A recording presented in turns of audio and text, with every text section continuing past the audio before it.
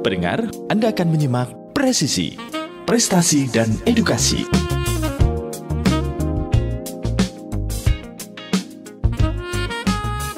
Bismillahirrahmanirrahim. Assalamualaikum warahmatullahi wabarakatuh. Radio kesayangan Anda, Persada FM, Bilan Paskita dan keluarga, siarkan kebenaran, tebarkan kasih sayang. Pendengar di manapun Anda berada, puji syukur kita panjatkan kepada Allah SWT di kesempatan yang berbahagia ini. Di pagi hari ini, pendengar, untuk edisi hari Senin 22 Rabiul Awal 1447 Hijriah atau di 15 September 2025.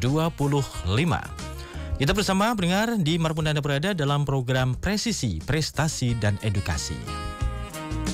Dan tentu di program Presisi kami akan selalu menghadirkan narasumber yang memberikan inspirasi untuk kita semuanya, memotivasi kita semuanya untuk menjalani kehidupan ini. Paling tidak kita punya target apa yang harus kita capai ya di dalam kehidupan ini. Dan pendengar di manapun Anda berada, untuk kesempatan pagi hari ini kita akan berbincang dengan narasumber kami yang jauh di sana begitu ya. Di saat ini berada di mana? Di Jepang, bener ya? Baik. Dengan narasumber kami di kesempatan pagi hari ini ada beliau, saya lebih enak panggil Mas Topa aja ya nanti ya. Topa Saibani. Beliau ini adalah atlet sepeda. Nah, sudah siap di aplikasi Zoom ya di kesempatan pagi hari ini. Assalamualaikum warahmatullahi wabarakatuh, Mas Topa. Waalaikumsalam warahmatullahi wabarakatuh. Alhamdulillah. Kabar baik dan sehat, Mas Topa? Alhamdulillah seperti sedia. Wah, alhamdulillah sehat. Atlet ya. Itu identik dengan memang sehat, seger gitu ya. Ya, alhamdulillah. Ya, Mas Tova ini adalah atlet sepeda begitu. Dan untuk tema kita di kesempatan pagi hari ini, pendengar, tentang mengayuh prestasi cerita atlet sepeda Indonesia di Jepang. Berarti saat ini Mas Tova di Jepang ya? Benar, Mas. Oh iya. Saya tinggal di Osaka. Osaka ya. Wah, tepatnya di mana ya? Desa mana, kecamatan mana? Ada nggak ya di sana? Saya di prefektur Osaka, tepatnya di Setsu. Jadi ke kota biasanya kan teman-teman wisatawan ke Osaka itu biasanya ke mana? Namba. Itu atau Osaka Castle itu jarak dari rumah saya sekitar 10 kilo. Oh, 10 kilo. Jadi ini jauh ya kalau dari Tokyo dan sebagainya begitu? Osaka ke Tokyo itu kalau jalur cepat di tengah itu sekitar 500 kilo. Oh, seperti itu. Wah, 500 kilo ya, berarti jauh ya berarti ya. Lumayan. Tapi kalau dengan sepeda kayaknya bisa dicapai berapa lama itu, Mas? Iya, saya dulu pernah tahun 2003 akhir itu kan, Winter on the Wheel, waktu itu bulan Desember. Saya berdua sama Faisal itu perjalanan Osaka Tokyo, tetapi tidak lewat jalur tengah. Saya ngelilingi prefektur yang lain seperti Wakayama, Mie, seperti itu. Itu sekitar 970 kilometer. Oh, tambah berarti ya, tidak hanya 500 itu jalur, kalau di sini jalur tol lah gitu ya mungkin ya. Tapi kalau yang melalui sepedaan jenengan lakukan ini berarti agak nambah muter panjang lagi berarti kan. 900 gitu ya, 900 meter. Berarti ini bisa melewati gunung, kemudian ya pinggir sungai dan sebagainya begitu atau bagaimana nih? Iya, benar. Saya memilih jalur itu karena khususnya Wakayama itu pantainya sangat indah banget, pemukiman di sana itu sangat bagus dan finalnya itu saya melewati rute Gunung Fuji. Salju udah mulai terlihat bagus banget dan saya menginap semalam di situ dan saya menikmati indahnya alam Jepang. Waduh, iya. Luar biasa ini. Jadi memang keindahan alam Jepang ini luar biasa ya. Di sana ada pantai, kemudian gunung, salju. Komplit ya kalau di Jepang itu. Musimnya pun juga musimnya komplit gitu ya. Iya, 4 musim. Kalau yang ada di Jepang gitu. Mas Topa ini kalau di Indonesianya ini aslinya mana ini, Mas? Saya tinggal, asal saya itu dari Sukoharjo. Wah, Sukoharjo ya. Wah, ya deket no dengan studio no ini. Iya, dekat sama ya. Iya ya, berarti aslinya Sukoharjo ya, maksudnya di Kabupaten Sukoharjo. Kemudian ini Mas Topa ini berada di Jepang, beralih ke Jepang sana. Ini dalam rangka apa ini? Apakah memang sebagai atlet profesional begitu atau dalam rangka apa begitu? Enggak, awalnya itu saya usaha sendiri di rumah. Tetapi waktu itu tahun 2017 tepatnya itu saya merasa buntu. Usaha saya itu tidak berkembang di situ. Jadi, dan saya melihat umur saya itu 25 awal itu. Tahun berapa itu berarti? 2017. Oh, 2017 ya. Nah, sepertinya ini saya masih berkesempatan untuk mencari modal untuk ya mengembangkan usaha. Saya memutuskan memilih Jepang karena waktu itu Jepang, saya beranggapan bahwa di Asia atau tepatnya itu pekerjaan TKI, Jepang sangat terbuka lebar untuk Indonesia. Dan akhirnya saya memutuskan untuk memilih Jepang karena emang budayanya Jepang, terus untuk masjid juga, makanan juga itu sangat mudah. Sangat mudah, banyak gitu ya, dan mudah dicari gitu ya. Seperti itu, Mas. Berarti mulai ke Jepangnya ini di tahun 2017 berarti ya? Karena proses, saya berangkat di 2018. Oh, 2018 ya, 2018. Kalau di sana di apa, industri atau di apa? Di industri. Oh, di industri begitu ya. Dan ini sampai tahun berapa, Mas? Ini di tahun kalau berarti 2025 ini tahun ke-8. Tahun ke-8 ya. Nanti target sampai kapan itu? Apa memang sudah berpindah sana nih? Ya, ini insya Allah istri keluarga itu pengen tinggal di sini, jadi saya berencana untuk melanjutkan karir sepeda, karir di Jepang dan melanjutkan atlet sepedanya. Oh gitu. Tapi ini saat ini anak istri sudah di Jepang atau masih di Jawa? Masih di Solo? Belum. Karena alhamdulillah saya punya momongan. Ini masih umur 1 tahun, jadi istri masih momong di rumah. Oh gitu. Jadi dalam beberapa waktu, dalam 8 tahun ini juga pulang pergi Jepang Indonesia begitu ya? Sudah berapa kali pulang perginya, Mas? 4 kali. Oh, sudah 4 kali ini ya berarti ya? Oh ya 4 kali cuti gitu ya, cuti kemudian pulang balik ke Jepang lagi. Kalau kok untuk pekerjaannya ini memang terus atau kontrak atau bagaimana, Mas? Awal pertama itu kan kontrak ya. Jadi, emang semuanya itu emang kontrak. Pertama kali 5 tahun. Setelah 5 tahun itu saya dipercaya karena ya mungkin saya itu pertama kali orang Indonesia yang diambil di perusahaan saya. Jadi saya dipercaya untuk ya istilahnya diangkat karyawan di situ. Oh iya.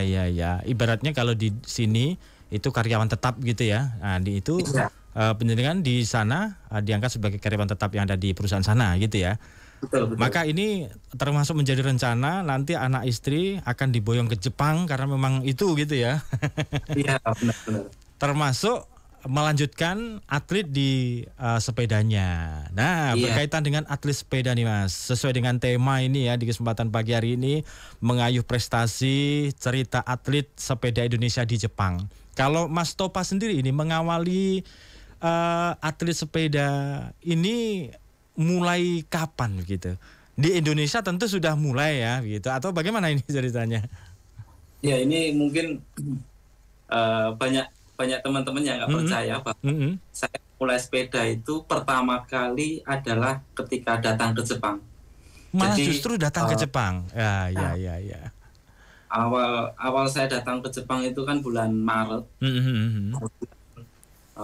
Di training center itu 1 bulan dan akhirnya datang ke perusahaan. Jadi ketika waktu itu tuh saya pergi ke masjid ya.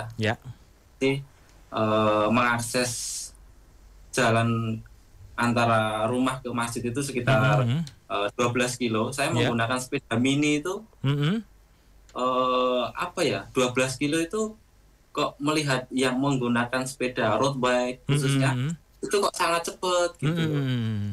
Akhirnya memutuskan di bulan Agustus saya membeli sepeda. Tahun 2018 itu berarti atau tahun berapa? Iya sama, tahun yang sama. Ya. Karena dengan melihat potensi ketika saya beli sepeda, saya bisa mengunjungi juga tempat wisata yang saya kunjungi, kemudian juga bisa olahraga. Ya, akhirnya dari situ terbentuklah lifestyle untuk bersepeda. Berarti memang praktis mulai bersepeda itu ketika berada di Jepang ya. Kemudian beli sepeda pun pertama juga di Jepang itu gitu ya. Dan memulai aktivitas sepedanya itu juga di Jepang itu begitu. Nah kemudian memulainya itu memang ya hanya mencoba. Tadi kan awalnya pengen ke masjid, kok cepat gitu ya. Nah itu apa gitu atau bagaimana itu? Ya, saya tinggal di tempatnya itu ada sungai besar ya di Osaka itu namanya Yodo River namanya. Jadi di titik-titik sungai Jepang itu di pinggiran bantaran itu biasanya disediakan lapangan olahraga dan juga rute untuk bersepeda. Jadi ada cycling road di situ. Saya tinggal di dekat sungai tempat tinggal saya. Jadi melihat dari atas itu kok sepedaan kok banyak banget gitu loh. Akhirnya saya mencoba di situ. Ya sepedaan santai gitu. Terus waktu itu ada rombongan pesepeda orang Jepang itu dengan speed yang lumayan tinggi. Terus saya mencoba mengikuti dari belakang. Jadi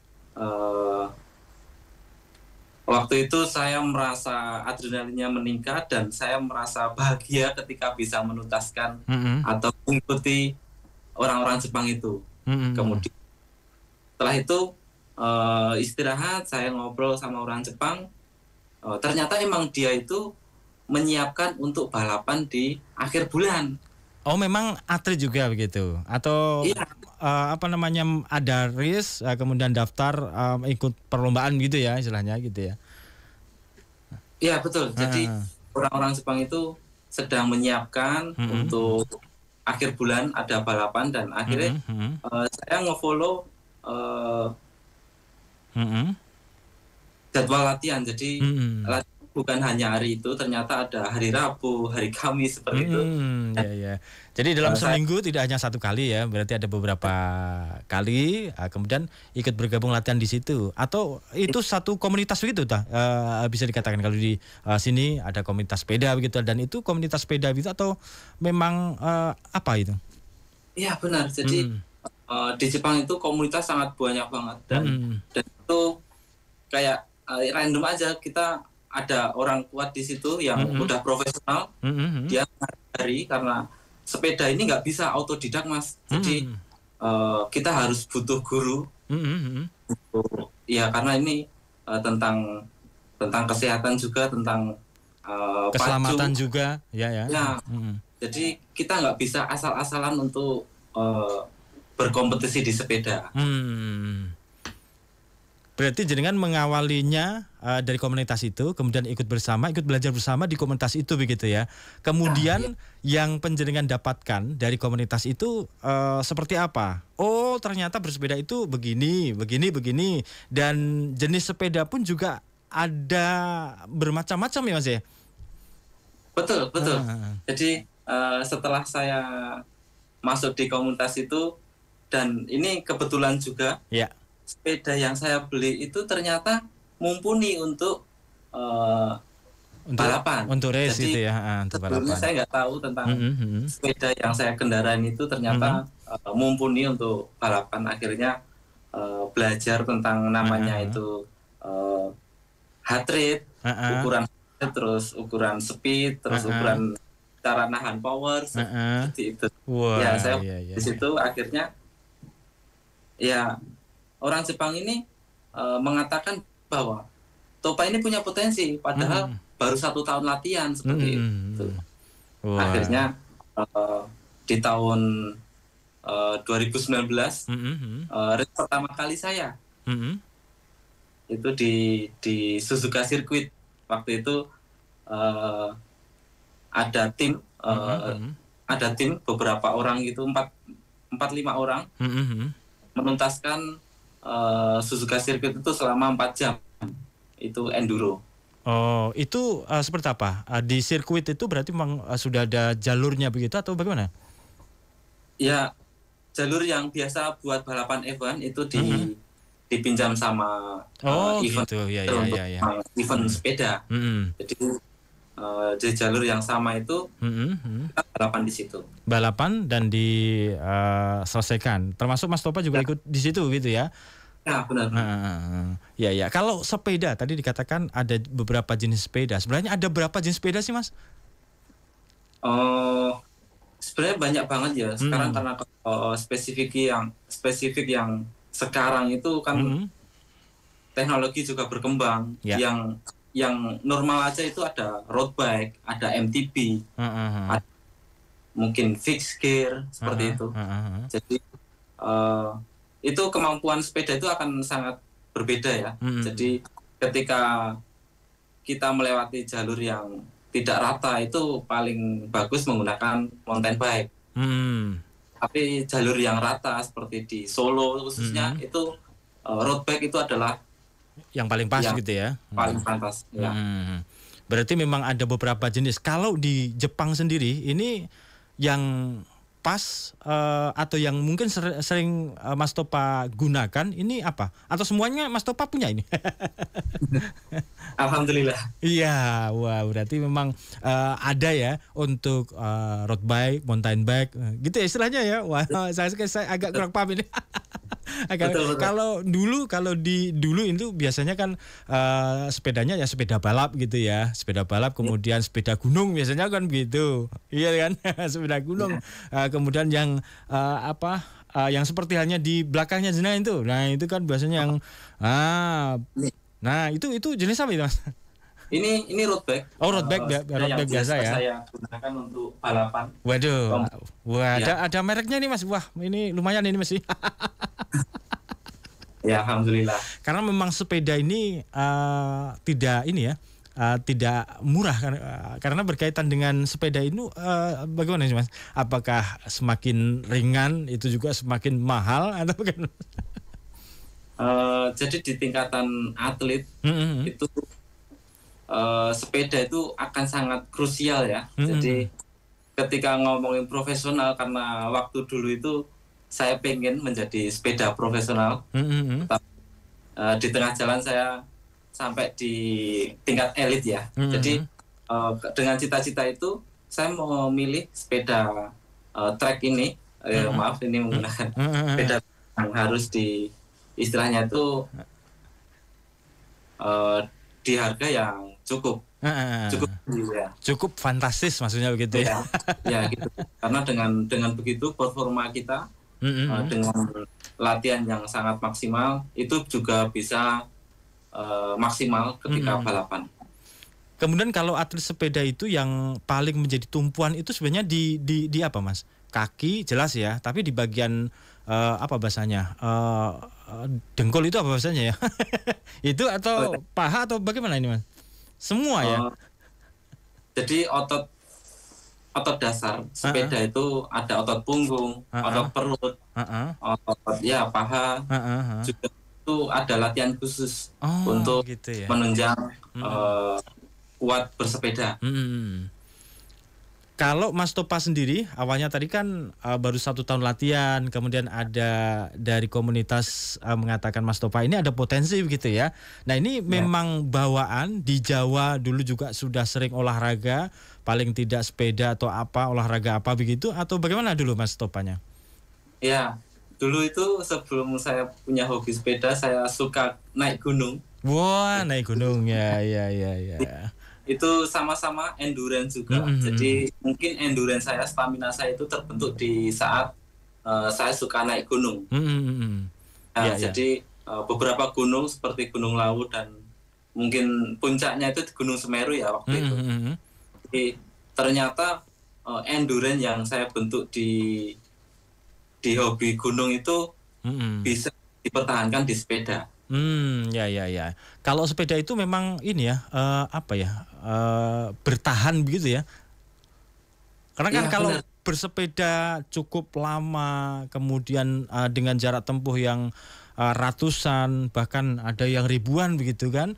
Nah ini kan ada sesuatu yang kadang-kadang menjadi bosen, kemudian menjadi ini sebenarnya apa sih yang kita lakukan, apa sih yang saya lakukan gitu sampai bersepeda jauh. Nah ini apa ya bisa dikatakan yang membuat panjenengan menikmati untuk atlet sepeda ini apa? Ada yang bisa dikatakan orang yang suka mancing juga gitu ya. Kalau mancing ini sebenarnya yang dinikmati mancingnya apa? Nah, termasuk sepeda ini jadi gimana? Jadi kenapa saya suka sepedaan? Itu awalnya kan ini untuk emang saya itu suka adventure, melihat alam, apalagi di Jepang ya karena saya memulai sepedaan di Jepang. Alam itu sangat indah banget ketika kita bisa menikmati secara langsung. Jadi waktu itu awal-awal saya bersepeda tinggal di Jepang itu, ini kesempatan banget nih saya tinggal di sini, saya bisa menikmati secara langsung. Terus saya ke gunung, saya melihat burung elang yang lagi terbang mencari makan. Itu experience yang sangat luar biasa menurutku. Iya. Terus ngomongin tentang ketahanan yang tadi dibicarakan bahwa endurance di sepeda itu emang benar-benar akan melatih mental kita. Kenapa saya suka sepedaan di endurance seperti itu? Karena dengan saya bersepeda saya bisa tahan ketika saya berada di under pressure atau mungkin tentang pekerjaan atau tentang hal-hal lainnya itu di sepeda itu bisa stress release gitu loh. Jadi recharger juga dan semangat itu akan tumbuh kembali bahwa tentang kehidupan ini saya rasa yang paling berat di titik berat untuk bertahan, bahasanya bertahan kuat itu di sepeda. Jadi ketika ada cobaan, saya bisa lebih tahan di sepeda ini. Jadi hal-hal seperti ini tuh ya saya rasa biasa aja gitu. Seperti itu. Iya. Jadi bisa menikmati alam yang ada di Jepang gitu ya. Namun pernahkah panjenengan setelah pulang dari Jepang kemudian ke Indonesia di Sukoharjo, Solo gitu ya, melakukan sepeda ini, Mas Topa? Karena sebelum di Jepang apakah juga pernah sepeda dulu ini sebelum ke Jepang? Belum ya? Awalnya kan tadi di Jepang, nah kemudian setelah pulang ke Indonesia cuti mungkin berapa hari atau berapa minggu begitu, apakah juga melakukan sepeda ini, mencoba sepeda Mas atau Pak? Ya pertama kali saya sepedaan ketika mudik pertama kali itu kan karena waktu itu zaman COVID. Oh iya. Karena syarat-syarat untuk naik kereta umum itu atau bis atau yang lainnya itu kan ada surat yang harus dibawa kan. Dan itu saya memutuskan untuk naik sepeda dari Jakarta ke Solo. Dari Jakarta ke Solo. Waduh. Wah, dan itu dilakukan berapa lama itu ya? Berapa ikutan hari gitu? Waktu itu saya membuat plan 3 hari dari Jakarta ke Solo, terus ada titik-titik yang harus saya kunjungi teman-teman seperti Bandung, seperti Purwokerto dan akhirnya ke Solo. Nah, dengan target 3 hari itu, ketika saya mengunjungi Bandung, teman-teman Bandung itu nggak boleh pulang. Jadi emang koneksi sepeda ini sangat kekeluarganya sangat kental banget. Sangat kental. Nah ini momen banget ketika aku mengunjungi Bandung dan suruh menginap di sana dan akhirnya saya tahu Bandung secara kulturnya juga saya tahu akhirnya dalam 1 hari itu. Akhirnya saya melanjutkan perjalanan menjadi 4 hari. Oh, 4 hari ya, dari melebihi 1 hari, lebih target gitu ya, karena menikmati Bandung ini. Iya. Ya, kemudian itu karena memang pada saat COVID itu memang bisa dikatakan sepeda ini lagi booming-boomingnya begitu ya. Orang yang tidak jarang bersepeda, kemudian orang yang jarang olahraga bersepeda semua. Hampir setiap keluarga ini paling enggak beli sepeda. Dulu kan penjual sepeda di masa-masa COVID ini luar biasa ya penjualannya. Dari berbagai merek ya, berarti berbagai kalangan gitu ya, bukan hanya atlet saja gitu. Pada saat COVID-19 itu. Kemudian berarti jenengan dari terus perbekalannya bagaimana ketika bersepeda yang jauh itu, Mas? Oh, kalau di Indonesia sangat mudah ya. Ada warung makan soto, dan karena saya tinggal di Jepang, hal-hal seperti itu susah banget dicari. Oh, beda ya, beda. Iya, saya menikmati, bukan ini makanan Indonesianya. Jadi saya dari Jakarta ke Solo itu melihat makanan Indonesia yang autentik itu kangen banget gitu loh. Jadi ketika di Jakarta saya makan bubur seperti itu, terus ke Bandung saya makan saya di coffee shop ngobrol teman-teman, akhirnya banyak makanan Indonesia yang belum tentu saya nikmati kalau tidak naik sepeda. Iya, betul. Dan warung banyak banget di perjalanan. Jadi sangat mudah untuk bersepeda di Indonesia khususnya. Jadi ya selain kita makan di warung itu, kita juga biasa kalau air minum atau kadang aku membawa roti di belakang itu, saya makan sambil berjalan gitu.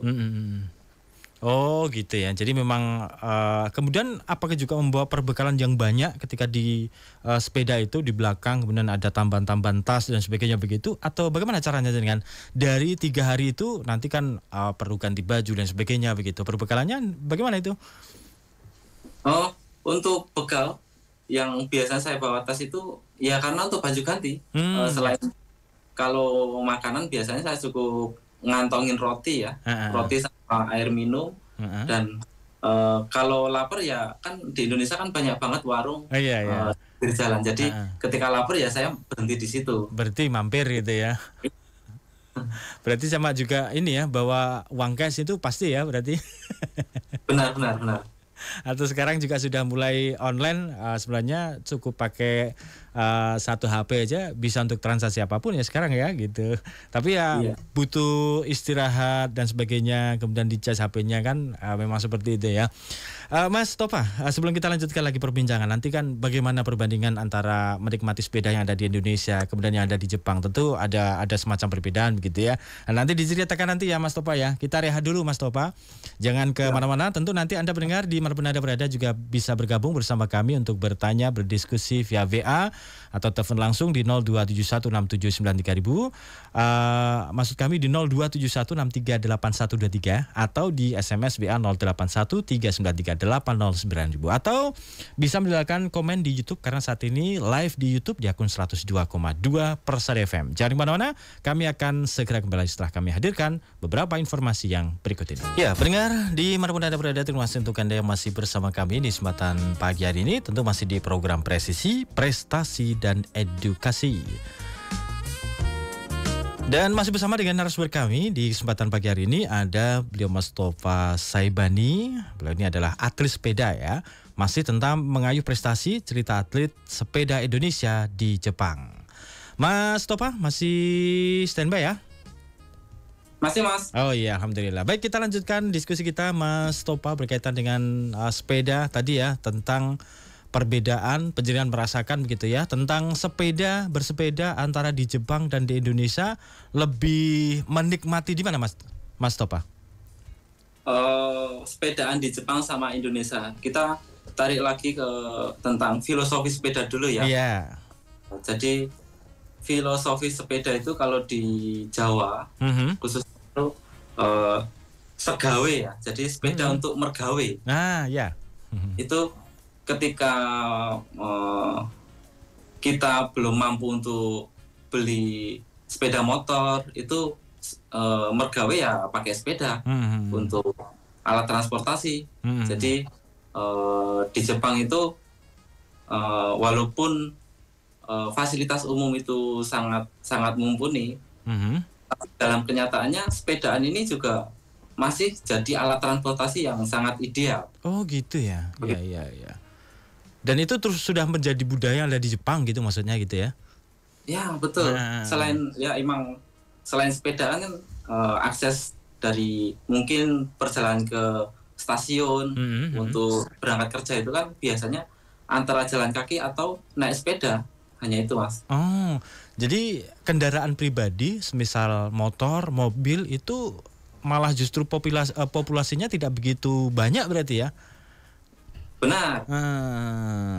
Kalau di Jawa, di Indonesia ini lebih banyak motor, mobil pribadi gitu ya. Kalau mau bersepeda kadang-kadang juga berpikir karena polusi udaranya lumayan gitu. Nah, apakah juga ini termasuk menjadi perbedaan juga, Mas? Ketika bersepeda di Jepang itu lebih enak bahkan begitu atau gitu ya? Iya, karena jalannya akhirnya sepi, untuk naik sepeda itu sangat mudah banget. Dan di Jepang itu ada yang namanya cycling route ya. Jadi di tiap kota itu cycling route itu akan terhubung. Oh gitu, iya. Saya ditinggal di Osaka. Dari kota Osaka ke Kyoto, ke Nara, bahkan sampai ke Wakayama itu ada jalur khusus untuk sepeda gitu loh. Oh iya. Jadi memang lebih nyaman ya. Artinya untuk bersepeda di Jepang itu nyaman. Maka mungkin suatu saat nanti di Indonesia juga akan ada semacam itu gitu ya. Jadi ketika nanti bersepeda di Indonesia, khususnya di Solo Raya dan sekitarnya, nanti juga akan merasa nyaman, kemudian enak gitu ya. Kalau di Solo mau bersepeda nanti kalah dengan kendaraan yang lain kayaknya. Harus menepi, harus jalan-jalan yang enak gitu ya. Maka mudah-mudahan nanti tercapai gitu ya. Semacam itu. Ini Mas, sebelum kita lanjutkan ada yang tanya nih, kita coba sapa gitu ya. Kita coba bacakan. Yang pertama yang ada di YouTube ini, ada Tri hadir menyimak dari Klaten gitu ya. Kemudian ada siapa ini? Ada pemuda 5.50 inspiratif, bisa di koma Mas Alek Boyolali Semanggi PP. Oh maksudnya bisa dicoba Mas Alek Boyolali Semanggi PP. Wah ini patut dicoba ini ya. Tapi apakah bersepeda ini membutuhkan modal yang banyak Mas Topa? Kalau misalkan untuk mengawali sepeda begitu ya, dengan sepeda tertentu yang memang terjangkau begitu, minimal berapa? Jadi kita ketika kita memulai bersepeda, kita harus tentukan tujuan kita untuk apa? Sepeda ini. Ya. Jadi banyak teman-teman kita itu nggak tahu tujuan kita bersepeda itu untuk apa gitu. Apakah untuk olahraga, apakah untuk wisata, atau hanya sekedar pagi-pagi nyari sarapan gitu loh. Jadi emang sepeda ini sangat luas banget kalau kita ngomongin hobi sepeda. Kalau kita hanya mengkhususkan untuk alat transportasi ya sepedaan cukup, yang nggak usah mahal pun oke sih. Tapi kalau ngomongin kompetisi, emang sepeda itu ada tingkatannya di situ. Ya. Jadi selain harganya yang fantastis ya, emang kita harus tahu kemampuan kita, terutama untuk tujuan-tujuan seperti itu ada batas-batas yang istilahnya itu kita bisa menimbangkan. Jadi lebih utama itu adalah latihannya kuncinya. Jadi sepedaan itu bukan sepedanya, tetapi konsistensinya kita tentang latihan bersepeda. Jadi ketika ngomongin kompetisi, kalau nggak latihan juga sama saja gitu loh. walaupun sepedanya bagus, kalau nggak latihan ya sama saja. Sama saja. Dan ini juga berlaku di olahraga yang lain, saya kira begitu ya, termasuk lari. Nah, sekarang kan juga lagi booming lari juga begitu ya. Dulu pernah booming sepeda, sekarang booming lari. Kemudian nanti pada suatu saat lagi nanti juga akan booming di olahraga tertentu gitu ya. Ini di setiap event lari banyak, dulu di suatu event sepeda juga banyak. Sekarang pun sepeda masih ini ya, masih lumayan ya Mas ya. Untuk yang profesional begitu. Yang di sepeda itu masih menurutku sampai kapanpun ya, sepeda ini akan terus rame, walaupun akhirnya ada kalangan atau komunitas tertentu yang akan tetap eksis gitu. Karena memang yang berlaku untuk tadi ya kalangan-kalangan yang memang bertahan di hobi tersebut begitu. Mas Topa, ada pertanyaan lagi yang ada di WA ini dari Mas Husain Mustafa.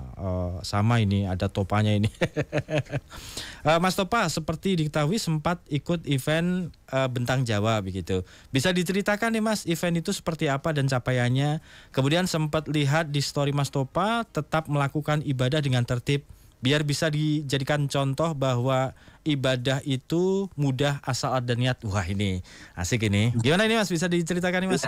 Berarti ini ya tidak hanya di event di Jepang, tapi pernah di Jawa juga pernah mengikuti ya Bentang Jawa ya. Berarti dari mana? Dari ujung timur Banyuwangi sampai ini atau bagaimana itu? Momen itu karena saya itu lahir sepedaan di Jepang ya. Jadi saya itu sangat haus antara kultur sepeda yang istilahnya itu ini kultur sepeda itu dari mana gitu loh asal mulanya kan. Sedangkan saya keterbatasan tentang bahasa saya di Jepang, jadi kadang kalau di kompetisi itu ngomongin kompetisi saja, jadi kultur yang sebenarnya itu seperti apa saya cari tahu di situ. Akhirnya di Solo itu ada komunitas tahun namanya itu Dread and Slow ya. Jadi saya masuk grup WA di situ, saya ngobrol-ngobrol bahwa ada nih event Bentang Jawa gitu kan.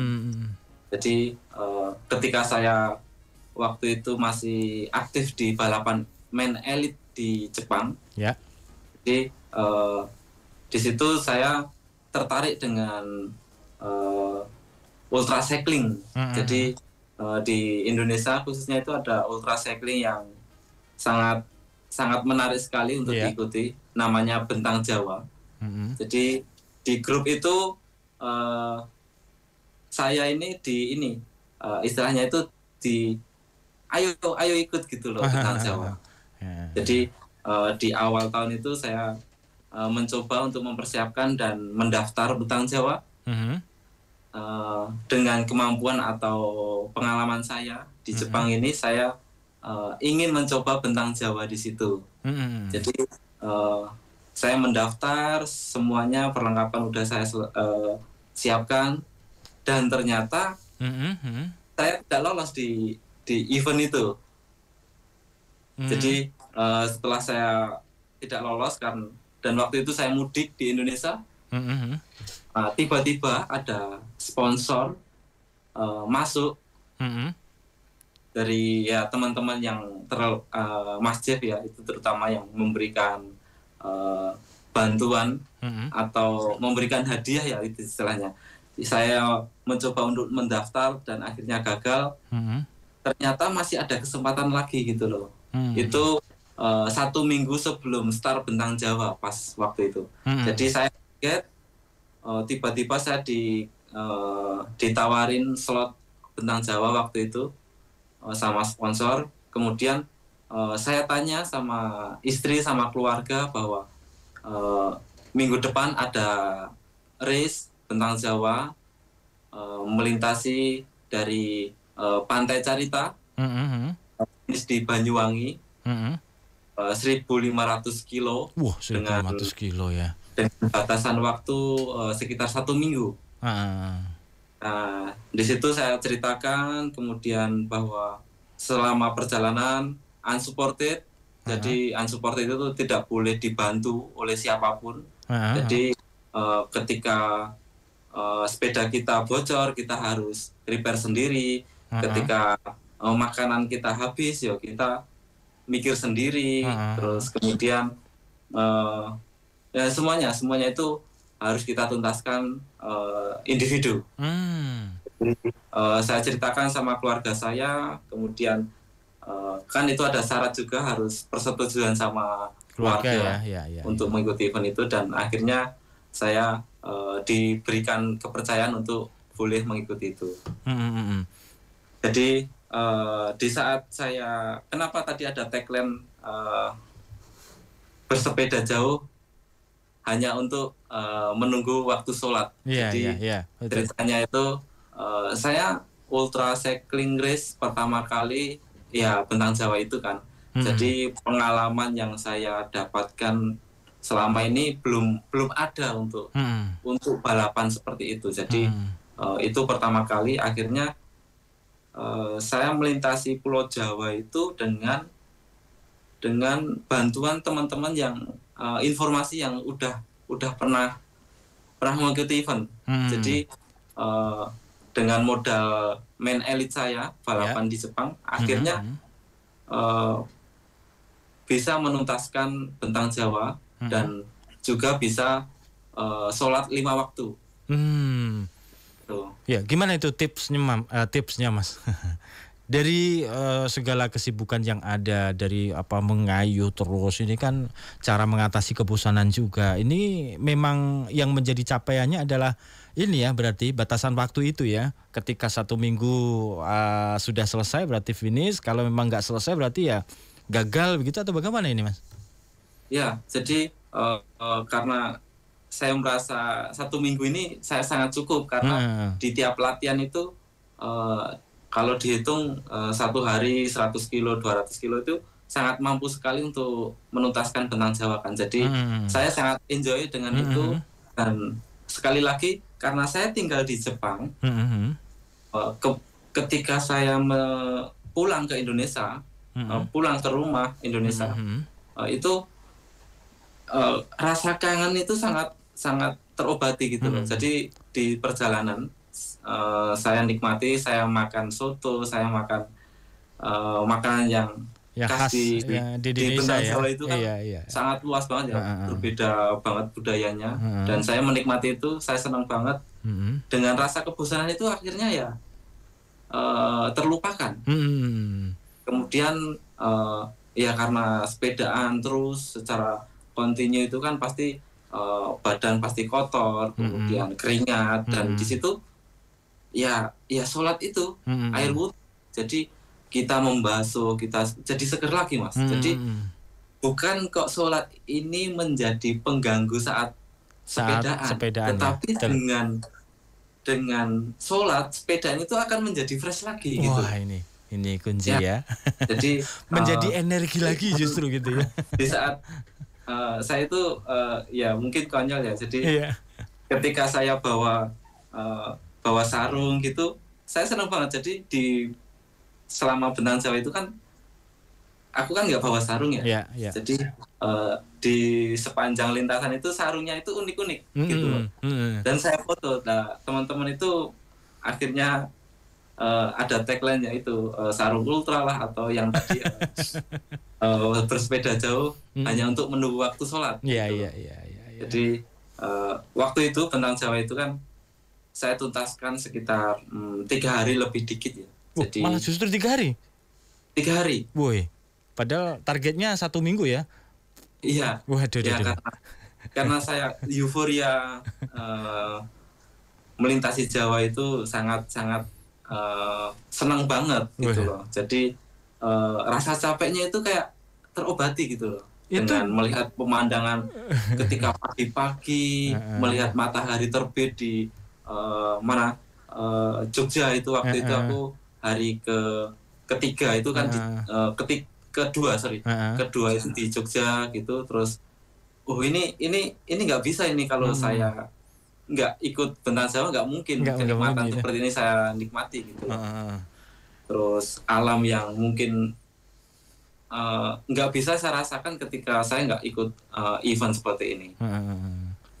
Padahal targetnya 1 minggu lah ya. Tapi 3 hari ini udah itu di kecepatan berapa itu Mas berarti ya? Sama kendaraan motor aja mungkin hampir sama berarti. Iya. Mungkin variasi ya kalau kecepatan itu kan. Ketika naik gunung ya mungkin kecepatan 14 atau bahkan saya pernah juga itu nuntun sepedanya. Oh gitu ya. Karena tinggi ya. Gunungnya ya terlalu tinggi itu saya juga nuntun.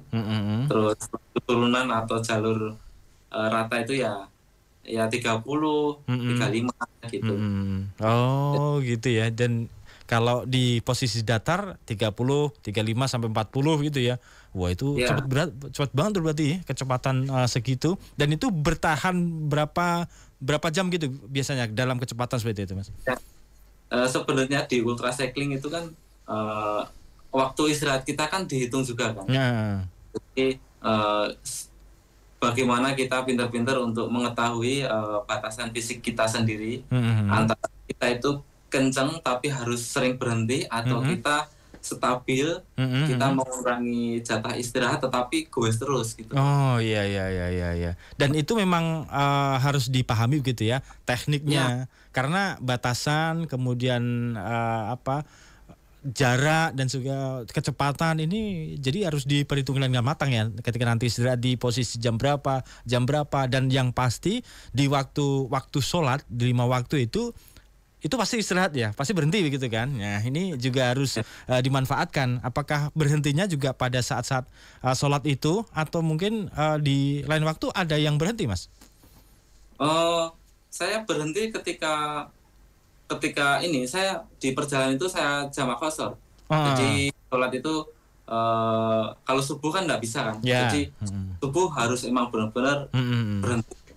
Kemudian yang zuhur sama asar itu saya rapel. Biasanya ketika panas banget itu kan jam 2. Jadi rapel di situ. Kemudian maghrib sama isya itu kan biasanya kalau di sepedaan itu di jalur di waktu-waktu awal sholat itu kan rame banget kan. Dan di situ kalau karena namanya ini balapan waktunya akan sangat terpotong banyak di situ. Jadi saya memilih di akhir waktu. Yang penting masih di waktunya begitu ya. Di akhir waktu dan bisa leluasa untuk pinjam sarung dan lain sebagainya. Kemudian di selama perjalanan itu saya juga akhirnya belajar tentang power nap atau tidur dengan power nap itu ya 15 menit terus 10 menit gitu. Oh berarti juga ada waktu tidurnya ya Mas ya di waktu ini paling tidak tidur 15 atau 10 menit itu berarti ada tidurnya begitu ya? Iya. Jadi selama perjalanan Bentang Jawa itu saya total itu sekitar 3 jam selama 3 hari 3 Tidurnya itu berarti di total 3 jam ya, tapi tidak full 3 jam itu ada beberapa waktu 15, 10 itu berarti ya. Gitu. Baik. Mas Topa, wah ini sebenarnya masih banyak lagi pertanyaan Mas, tapi kok habis ini waktunya. Karena waktu ini Mas, tapi yang terakhir ini nanti event yang akan diikuti terbaru ini apa Mas? Di Jepang ya, karena mungkin di Jepang mungkin ada event terbaru terdekat apa ini yang akan diikuti Mas? Bulan depan. Oh bulan depan. Itu ya ada Japan Odyssey. Jadi itu juga sama cycling 2.300 kilo. Wah 2.300 kilo ya. Hampir jadi, ya. Berarti sama Bentang Jawa tadi ya. Ini Bentang Jepang mungkin ya. Iya benar. Wow. Ya doanya untuk kesuksesan nanti. Amin. Mudah-mudahan diberikan kelancaran, kesuksesan ini Mas ya di setiap eventnya. Dan jangan lupa tadi setiap event tadi karena memang di sela-sela itu bersepeda itu kita hanya menunggu waktu sholat gitu ya. Dan itu mudah-mudahan tetap dipertahankan dan bisa menjadi contoh untuk saudara-saudara kita yang memang sebagai atlet pesepeda begitu ya. Terima kasih nih Mas Tova, karena waktunya ini Mas Tova, mungkin lain kali kalau ada waktu nanti bisa kencan lagi sama Pak Produser Joko untuk berdiskusi kembali dengan bersepeda. Nanti untuk tips-tipsnya yang pengen bersepeda ini apa sih sebenarnya belum sempat terjawab loh tadi ya Mas ya. Mudah-mudahan sukses Mas event yang akan diikuti nanti di bulan depan, kemudian dilancarkan. Kemudian juga usahanya di Jepang dilancarkan. Jangan lupa nanti sesekali mampir di Solo, mampir di studio Mas kalau mudik ya. Amin. Terima kasih Mas Tova, selamat beraktivitas kembali. Assalamualaikum warahmatullahi wabarakatuh.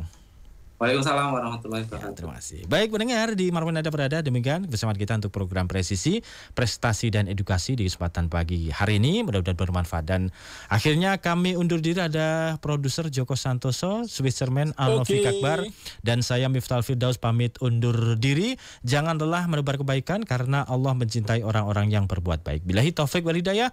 Wassalamualaikum warahmatullahi wabarakatuh. Radio Persada